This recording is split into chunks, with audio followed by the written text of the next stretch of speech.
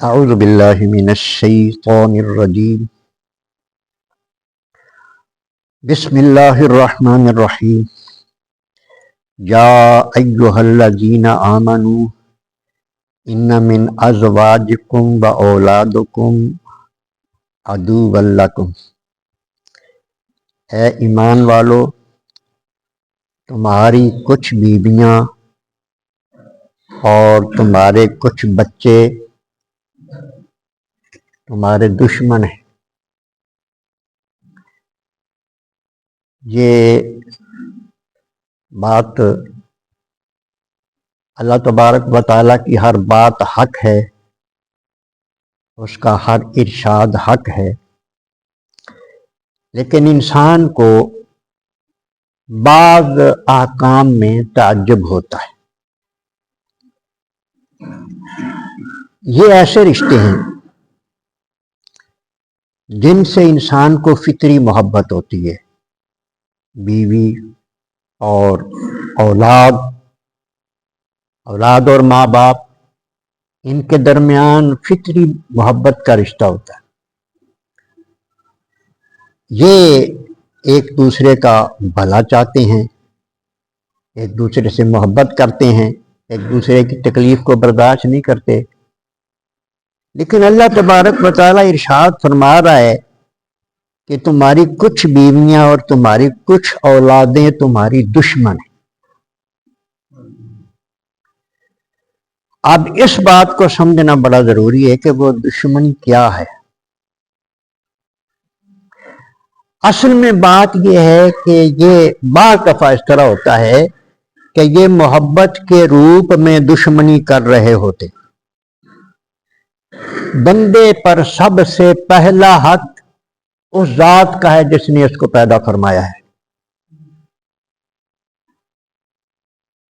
اور اس کے بعد سب سے بڑا حق اس ذات کا ہے جس نے ہمیں کلمہ پڑھایا ہے، ہمارے آقا حضور سرور کائنات صلی اللہ علیہ وسلم۔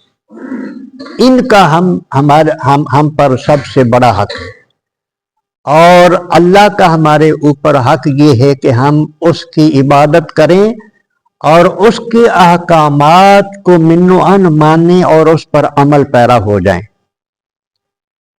لیکن بعض دفعہ ایسا ہوتا ہے کہ یہ رشتے جو ہیں یہ اللہ تبارک و تعالیٰ کے حقوق ادا کرنے میں رکاوٹ پیدا کرتے ہیں، اللہ کے حقوق ادا کرنے میں رکاوٹ پیدا کرتے ہیں۔ حدیث میں ایک دو مثالیں بیان فرمائی گئی ہیں۔ ہمارے ہاں تو یہ بہت کچھ ایسا چل رہا ہے نا جی، قدم قدم پہ ایسا چل رہا ہے۔ تو حدیث پاک میں آتا ہے کہ اللہ تبارک و تعالیٰ نے جب ہجرت فرض کر دی مسلمانوں پر، نبی کریم علیہ الصلوۃ والسلام کو ہجرت کا حکم ہو گیا، وہ مکہ چھوڑ کے مدینہ پاک آ گئے، اور سارے مسلمانوں پر ہجرت فرض تھی کہ جہاں تمہارے نبی ہیں وہاں پہنچو تم بھی۔ سب سے قیمتی چیز ایمان ہے، جہاں ایمان کو خطرہ ہو وہ جگہ چھوڑ دینی چاہیے۔ اکثر صحابہ کرام ہجرت کر کے نبی کریم علیہ السلام کے پاس آ گئے، اور بعض جو ہے نا وہ لیٹ ہو گئے۔ لیٹ ہونے کی وجہ اولاد کی محبت، بیوی کی محبت، ان کو ساتھ لے نہیں سکتے تھے، تو وہ رکاوٹ بنتے تھے کہ نہیں ہمیں چھوڑ کے نہیں جانا، دیکھی جائے گی، اللہ نے فرما دیا تو پھر صحیح، بعد میں صحیح، ایسے کرتے کرتے وہ لوگ لیٹ ہو گئے۔ جب ہجرت کر کے وہ مدینہ طیبہ تشریف لائے، انہوں نے دیکھا کہ جو صحابی پہلے سے یہاں موجود ہیں انہوں نے بہت سارا دین سیکھ لیا، اللہ تبارک و تعالیٰ کے احکامات کے وہ حافظ ہو گئے ہیں، دین سیکھ لیا ہے، بڑی عظمت ان کو مل گئی ہے، اللہ تبارک و تعالیٰ کے ہاں انہوں نے بڑا مقام حاصل کر لیا ہے۔ تو ان کو بڑا غصہ آیا، اور انہوں نے یہ اظہار کیا کہ اب جب ہمارے بچے ادھر آئیں گے نا تو ہم وہ بیوی کو بھی ہم سزا دیں گے، کہ انہوں نے رکاوٹ پیدا کی۔ آگے آ رہا ہے کہ اللہ پاک نے ارشاد فرمایا کہ نہیں، تم نے درگزر کر۔ اب ہم نے سمجھنی یہ بات ہے کہ اللہ تبارک و تعالیٰ کے احکامات میں رکاوٹ جب پیدا ہوتی ہے تو یہی دشمنی ہے۔ اگر بیوی رکاوٹ پیدا کر رہی ہے، بندے کو حرام کمانے پہ اگر مجبور کر رہی ہے بیوی، جہاں سے بھی لا کے دو، بے شک چوری کر کے لا کے دو جہاں، تو جو مطلب یہ ہے کہ یہ اللہ کے ساتھ جب بندہ اس بات پر چل نکلتا ہے تو یہ دشمنی ہو جاتی۔ اب کئی مثالیں ایسی ہمارے پاس بھی پہنچتی رہتی ہیں۔ کوئی بیویاں یہ اپنے خاوندوں کو مشورہ دیتی ہیں کہ یہ جو تمہاری زمین وغیرہ ہے نا، یہ بچوں کے نام لگا دو، وڈیاں ہون گیاں، بیاہیاں جان گیاں تو پھر مطالبے پہ ہون گے، ہونے لو نہ۔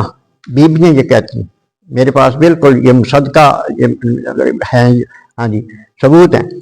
تو اس وقت وہ اگر ایسا کر دیتا ہے تو اللہ تبارک و تعالیٰ نے حق سب کے مقرر کر دیے ہیں جائیداد میں، باپ کی جائیداد میں بیٹیوں کا بھی حق ہے، مطلب تو یہ کہتی کہ نہیں ان کو نہیں، وہ کہنے پہ لگ جاتا ہے۔ اب ایک بات میرے تک یہ پہنچی کہ شادی تھی تو بیوی نے اپنے شوہر کو میک اپ کر دیا، بارات میں شریک ہونا ہے۔ اب تھوڑی دیر بعد نماز کا وقت ہو، وہ نماز کا عادی تھا، تو اس نے کہا میں نے نماز نہیں پڑھنی، یہ میک اپ اتر جائے گا، بارات پڑھیے جان گے، پھر نماز بڑا وقت پہ آپ بعد نماز پڑھ لینا، قضا ہی دے لیں۔ اب اس کو ذرا تھوڑا سا اللہ کا فضل تھا اس پر دین کا، ہاں جی اس نے نماز پڑھ لی، بیوی ناراض ہو۔ یعنی اس طرح کے بھی معاملات چلتے رہتے ہیں، یہ دشمنی ہے اصل میں۔ اولاد جو بچے اپنی بیوی سے چڑھ کر ماں باپ کی بے ادبی کرتے ہیں، ماں باپ کے حقوق میں رکاوٹ بن جاتی ہیں بیویاں، ماں باپ کے حقوق نہیں ادا کرتے، ماں باپ کے سامنے بدتمیزی کرتے ہیں بیوی سے چڑھ کر، تو وہ بھی یہ بھی ایک قسم کی دشمنی ہے۔